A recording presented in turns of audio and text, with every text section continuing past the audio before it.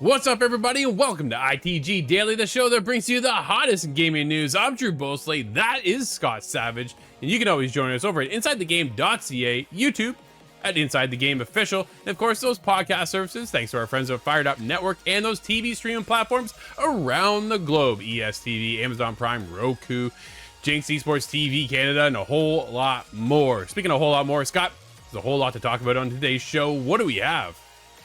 Also, speaking of fired up, I hope you're ready to get fired up. We have Xbox Live Gold going away. Bit puzzling. Call of Duty Modern Warfare 3 leaks. There's always leaks.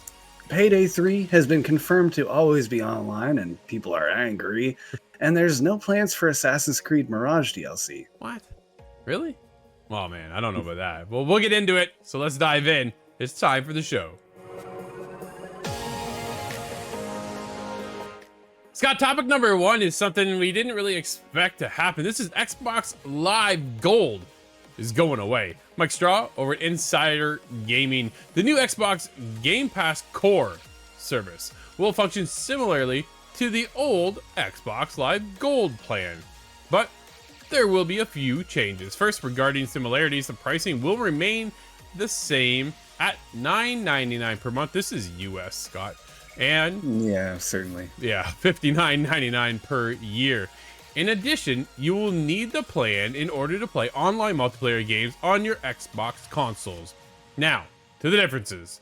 The biggest is that the monthly Games with Gold deals will be ending starting in September. Instead, players will get access to select current Xbox Game Pass titles, with the list, quote, growing in the coming months, end quote. Those games include the following. Are you ready for a list, Scott? Among Us. Not a bad lineup, in my opinion. No, not at all, actually. Among Us, Dishonored 2. You knew we were going to be touched on that one. Doom Eternal, Fable Anniversary, Fallout 4, Fallout 76, Forza Horizon 4, Gears 5, Grounded, Halo 5 Guardians, Halo Wars 2, Hellblade, Senua's Sacrifice, Human Fall Flat, Inside, Ori, and the Will of the Wisps. Dude, what a fantastic game. Psychonauts 2, State of Decay 2, Elder Scrolls Online, Tamriel Unlimited. Whew, man. If you do have any of the previously redeemed Games with Gold titles on your account, those will remain accessible. Scott, not much in the world for me really changes. I am an Ultimate kind of subscriber, so yeah, myself as well. Looking at the pricing scheme even, I thought to myself, how privileged am I that I don't even recall what it costs? I buy it by the year and I don't really remember, but this does eliminate, to my understanding, I've seen more discussion of this online. Sure. This change eliminates what would have just been the gold membership without Game Pass. So there was a bit of a losing class there. If you were paying for just the gold, you were missing out by a few dollars. Yeah. And now those are just combined together, which sounds really good. There's one notable exception I'm seeing on behalf of my brother. He started playing a whole lot of Fallout Vault Dweller. Oh. And that's just not included on this list. However, that may be a Games for Gold. And in any case, I'm going to go check down that entire list of Games for Gold. Make sure I claim every single one, even though I might not touch them all, but I'm a collector. It's just nice to have in your back pocket, right? I think that's really what it comes down to. It's nice to know that, hey, I have this one if I ever choose to go back, or if I ever somehow get the free time. That's the biggest thing, right? There's so many new games, like today's list of games that are out. Holy man, there's like a ton of games just today. So if you're able to kind of go back and choose, this is why we always talk about Game Pass so much lately, is because it's just such a incredible service, right? Because there are just a list of games, and for a couple extra bucks, if you're able to afford that. Now, granted, not everybody can. I do like now that they're packaging this into, we're getting away from this model of Xbox Gold and then Game Pass. Game Pass should be the only way to go at this point, in my eyes, right? Game Pass Ultimate. We're getting into this tiered structure, which then some have more perks than others, this, that, and the other. But then when you talk about PlayStation and their 3-tier system, what a mess that was. Like, I just pay for the top and just kind of ignore it from there, just so I have full access, because that's what I need at the time, right? So honestly, do I even use it? Probably not. They just keep taking my money, Scott. Like, that's just it. But I pay for it for the year and then I'm done, right? I don't have to worry about it. And then when the renewal comes around, slapped on my card, and away we go into the next one. But one less thing for me to worry about if I want to be able to go in and play some of these titles. Game Pass Ultimate allows you just to go on PC, Xbox, and have access to everything, right? Where you have just Game Pass, the base Game Pass, you're getting samples. And samples isn't necessarily a bad thing. It can get you in the right direction of going, hey, maybe I should go check out Among Us or Dishonored 2. If you haven't checked out Dishonored 2, I'm telling you, one of the best stealth games around. If you are a fan of stealth games, you have to play Dishonored 2. Do yourself a favor there. Yeah. But this is this whole move overall is interesting to see because we've been talking about Game Pass forever, what feels like, and how Xbox seems to just want to get Game Pass in front of you. Play anywhere, doesn't matter. They're just trying to sell their service now. And this seems like the strongest evidence so far to that endeavor. No, absolutely. Getting away from Gold. Like, Gold set a standard when it came to online gaming and so forth, right? Getting free games, which is always a nice perk. Who doesn't want that? When you already pay into a service, and that just to play online, well, I always thought was kind of comical, right? But here we are. This is what we do. You need these services in order to play online, or your console's just kind of a box, an empty box, right? So to get it in there, play online, and then have perks of here. Well, maybe you like this game, and we'll offer this game this month. So you get 2. At one point, PlayStation was giving away 6 for PlayStation Plus, then downscaled it to 4. Yeah, man, I'm telling you, like, they were on a roll there for a while. I was like, wow, what are we getting? I think they're playing a little bit of catch up there, but this is interesting because it's good for the consumer, and that's the big topic nowadays. Oh yeah. But it's my belief, and I'm welcoming the challenge. This is overall good for producers as well, developers. And there's certain games that we've seen come over the years. One coming up shortly, but where I'm not sure it would have existed if it weren't for Game Pass. And although there are some not so quality games in that regard, there's also some good that would have been missed opportunities. Well, Sea of Thieves comes to mind, right? Like, when Sea of Thieves came out, it was cool, but it was short-lived just because it was so empty. Over the years, Rare's been able to keep that going because it's on Game Pass. You can dive in and dive out whenever you did not mean for that. You can, but either way, you can get in there on your ship and go with friends. Like, yo, Curse Monkey Island is about to drop on the 20th. Me, Kyle, like Steve, we're jumping in, man. We're going back into Sea of Thieves because I want to play that. But if I didn't have it on Game Pass, well, I probably would have bought it a long time ago. But if I wouldn't have, right, here's now a new chance for others to get in because it's just on Game Pass. It kind of reminds me of that Netflix model, right? Just jump in. If you like something, check it out. If you don't, then move on. And it's funny to me how we take a look at PlayStation and don't really have this service yet. Kind of still there over on PlayStation, right? You get into what is their essential tier and then all the way up to their premium. And it allows you to download or stream certain games and get in there for certain games every month. But at the end of the day, there is no core Game Pass competitor to PlayStation. And they feel right now that they don't need to. Granted, Scott, I think they're okay with what they're doing because it's working with all their first-party titles. But what day do we ever see that PlayStation wants to kind of get into this model as a Game Pass service as well? Like you say, Xbox just wants you to get in there, have a Game Pass subscription, and play wherever you want. PlayStation, a little bit more restrictive. Yeah, they march to their own drum there. Topic number 2 today is something a little interesting. I hadn't quite thought of myself. We have Modern Warfare 3 leaks, and they suggest classic minimap, ninja perk, war mode, and a whole lot more. And this comes from Tom Henderson, Insider Gaming. He's written that a series of new Modern Warfare 3 leaks have hit the internet following our report on Modern Warfare 3 internal alpha. According to Twitter user Bob Network UK, who has seemingly obtained images of the Modern Warfare 3 alpha, it seems like Sledgehammer Games will be fixing major issues that players complained about within Modern Warfare 2. Specifically, Bob claims that both the classic minimap and ninja perk will be returning. According to Bob, perks will return in the form of gear, with different sets of gear being different perks. This is where it gets a little wacky.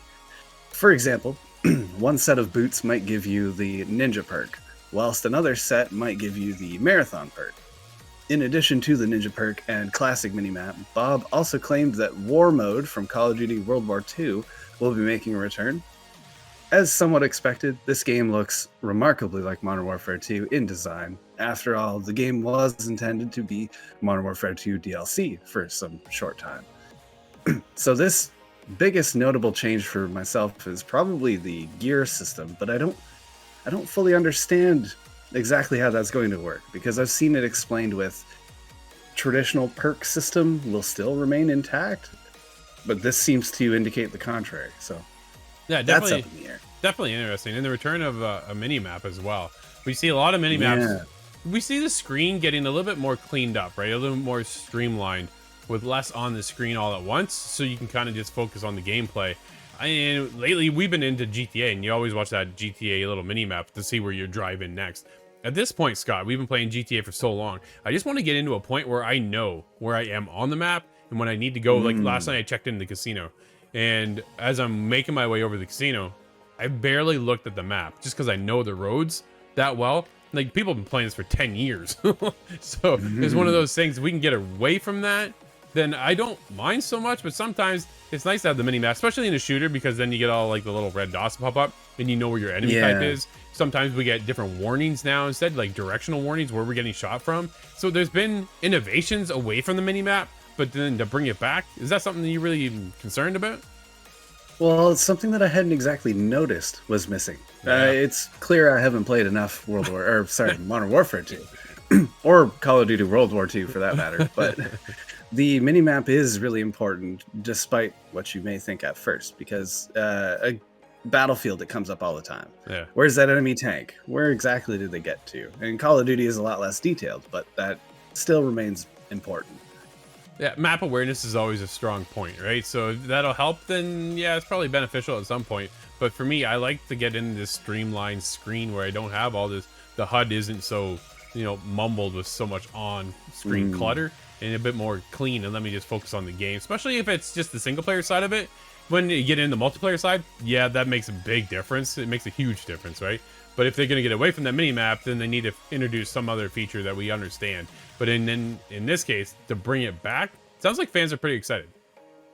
I'm pretty happy. Scott, topic number 3 only goes to Payday 3. Confirmed to be always online. Fans have canceled pre-orders in protest. Man, this whole last gen console generation has put us online. So to me, I'm always online anyways. I'm just a little dazed and confused by this. But, I have some shaky internet though. Well, George Foster over the Gamer tells us this. Payday's 3 community manager has confirmed that the game will require an internet connection at all times to play, which has left fans unhappy and even caused some to cancel their pre-orders in protest. If there's one thing that 2023 has shown us, it's that we can expect more and more games to confirm that they will always require an internet connection to play, with just some key examples this year, including Redfall and Suicide Squad Kill the Justice League, even though we have yet to see that game, Scott. Yeah, that one's not even there. As the developers are well aware by now, those announcements did not go down well at all. Something that the team behind Payday 3 has just become painfully aware of. In post by the community manager, Almir streamed himself playing Payday 2 and took the time to answer some questions about the upcoming third game, which is now just a matter of months away. Dude, I'm kind of excited, and it's coming to Game Pass as well. So I'm like, well, if we don't get the game early, at least I get to play it and check it out. Because I didn't really get into Payday 2 as much as I wanted to, just because I didn't have the crew around. You know what I mean? Yeah, I wasn't certain it was even on console when Payday 2 was really big, so I kind of ignored it. I was way too late to join the party, but now Payday 3 seems to be the one I'm getting into. Oh, for sure. Early in the stream, Almir is asked whether Payday 3 has offline play, which he confirms isn't the case, suggesting that it's due to the cross-play and cross-progression system in the game. Almir said, quote, "You will be able to play by yourself, but I do believe that you will have to have a connection in order to play because it's made in Unreal Engine. It's using cross-progression, cross-play. I do believe you'll need to be online to play." End quote. Scott, I don't know. At this point, for me, this is just a standard thing. I don't understand why people are getting upset. I get if your internet connection is not good, it sucks. That does kind of weigh into some decisions, and maybe that's why they're canceling your pre-orders. But if you're just upset that it has an online connection, man, at what point doesn't most games these days have an online connection? Yeah, I guess this is if you're gonna play, two people in a room, but I'm not sure that there's even a split screen capability here, so that wouldn't really matter. No, not at all. I'm wondering, do you think this is overreaction? The idea Yes. of pulling your pre-order, because I'm kind of torn. On one hand, it does seem like an overreaction because, like you say, every game just that's the way we live now. Yep. But at the same time, speak with your wallet. That remains true. If there are trends you don't appreciate or don't like, well, spending the money on it and then complaining, that doesn't do anybody any good. No. As is the case every time this kind of announcement gets made, fans have been left incredibly unhappy about the news, and the Payday subreddit is currently full of posts about the always online requirement. Many of the same complaints made towards other online games. I don't know, man. You're always online. It's just this standard thing to me at this point. Maybe it's something I'm missing, Scott. I don't know. But either way, have been made here, such as the possibility of the game one day becoming unavailable to play if the servers go offline. Game progress. Yeah, that is the biggest concern, right? Right now, I literally download every game I play. There isn't a physical copy I ever purchase anymore. And I just kind of live with the sacrifices of, if that server goes down, I just can't play it. And that's just the way it is. There's nothing I can do about it. I'm also the kind of gamer who moves on to the next game. I don't often go back to older games. Old games are old, and I want to play what's new. That's just my preference, Scott. I know not everybody's like that. We talk to Northern Nerdcast often here on the show, and Brad is a collector because he is concerned about this, right? Game preservation is a concern as well. And this is one of the cases where people get into, well, if I have to be online all the time and your servers are gone, then what happens? Because we've seen servers go down on multitude of games. So that is always a concern.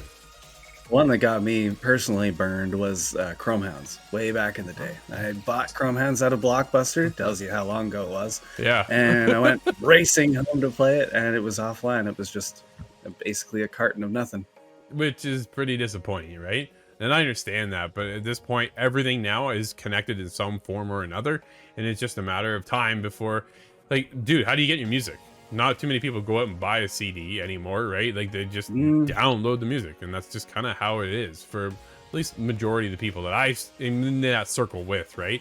So I don't know, Ed, I get it, but yeah, if you're not happy, then just don't buy the game.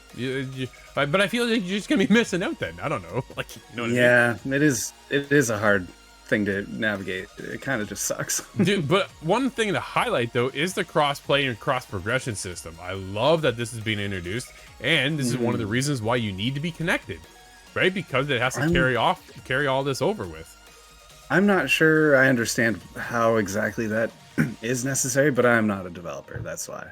That's just it. Let us know if you have any complaints about this. Are you all that concerned about Payday 3 being always online? Hit us up on Twitter, the official ITG.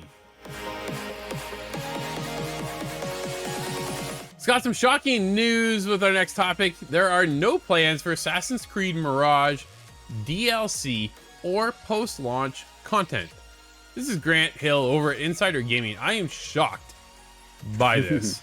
We know Assassin's Creed to have a long-form range of content when their games are out over at Ubisoft, and they just keep, dude, being Valhalla, where it carried by like a year and a half of DLC. And then Mirage doesn't get anything. Let's get into the articles because I got a few things to talk about here. It was revealed during a Reddit AMA that there are currently no plans to produce any post-launch content for Assassin's Creed Mirage. This was a statement offered up by Stéphane Boudon, the creative director working on Mirage, and it went hand in hand with plenty more information besides. It's claimed that this has been met with a mixed response. Yep. as while we knew that Assassin's Creed Mirage would be a smaller form Assassin's Creed game, it is reportedly on par with Assassin's Creed Unity and Syndicate in size and scale, and both of those titles had their fair share of expansions and DLC packs released post-launch. Dude, Unity and Syndicate weren't exactly small. They were fair size, but if Mirage is that scope, dude, I am so down. Like, I love this. I so love it. I cannot wait. But no DLC, nothing. Really?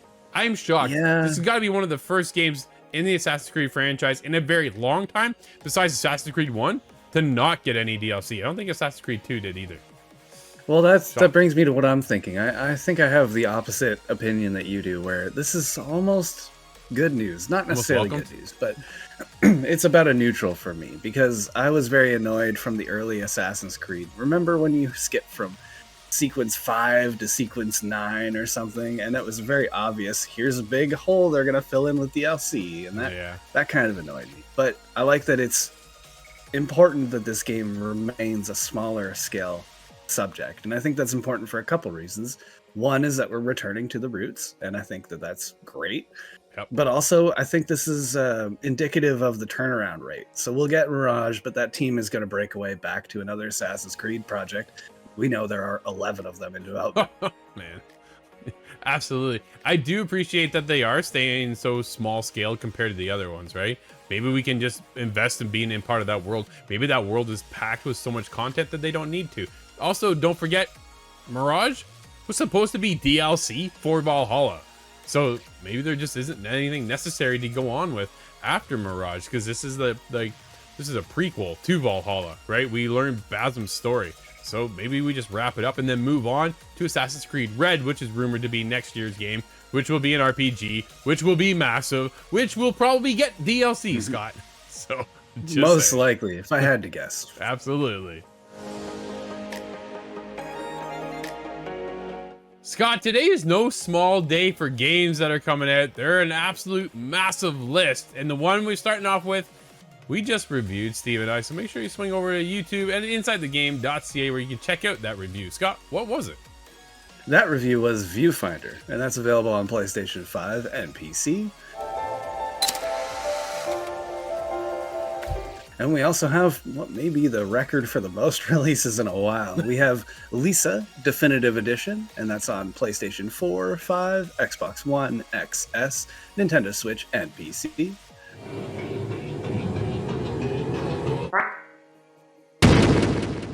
Remedium Sentinels on PlayStation 4, 5, Xbox One, XS, Nintendo Switch, and PC as well.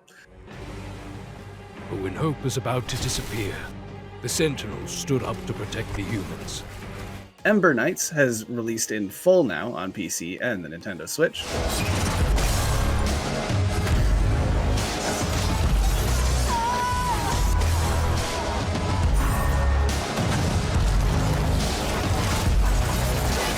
Roto Force on PC. Turbo Overkill on PlayStation 4, 5, Xbox One, XS, Nintendo Switch, and PC.